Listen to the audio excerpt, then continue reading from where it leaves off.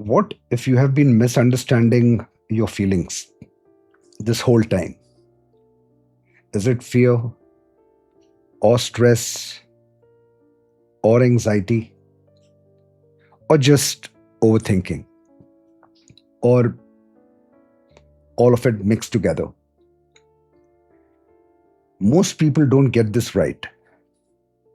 We just label everything as I'm stressed or I'm anxious. But those are not the same things. And when you don't know what you are actually feeling, you don't just feel confused. You risk reacting in ways that can make it worse.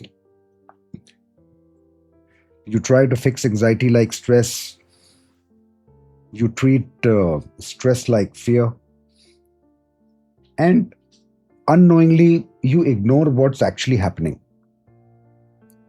That's where the real problem begins. Because fear, stress, chronic stress, and anxiety can all feel very similar, but they work very differently. And if you don't see that difference, you won't just feel confused, you will stay stuck. You are sitting at home, nothing urgent, nothing serious, and still something doesn't feel right.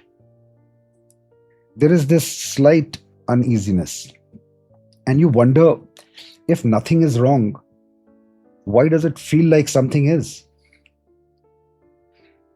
You are not in danger, nothing is really happening, but your body doesn't feel that way. And then the question comes, why am I feeling like this? No clear reason, no clear problem, just uneasiness. This is anxiety.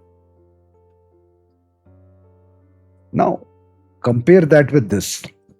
If a dog suddenly runs towards you and your body reacts instantly, your heart races, your muscles tighten, you become alert.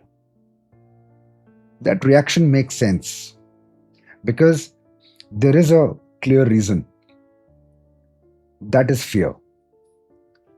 And when it's over, it ends. Now, take another situation. You have an exam tomorrow. There is pressure, your body activates, you prepare, you go through it, and then you relax. That is stress. It has a purpose and it ends. But now take that same stress, work pressure every single day, deadlines don't stop.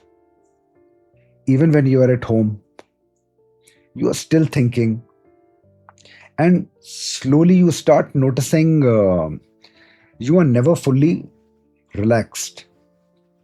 Your body never switches off. This is chronic stress. And when this goes on for a long time, your body adapts. You don't even notice it.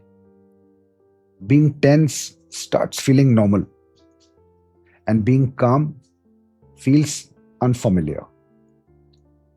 Your body gets used to being on alert, even when there is nothing to respond to.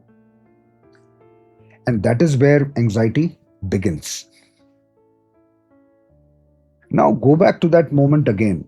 You are sitting at home, nothing is wrong, and still you feel uneasy. Now it makes sense. Your body never really switched off because outside everything is fine, but inside it doesn't feel fine. And that mismatch is anxiety. You check your phone again and again, not because you need to, but because you can't sit still. That is anxiety showing up in daily life. You replay small conversations in your head, wondering if you said the wrong thing. Small things starts feeling heavier than they should. And over time, this takes a toll.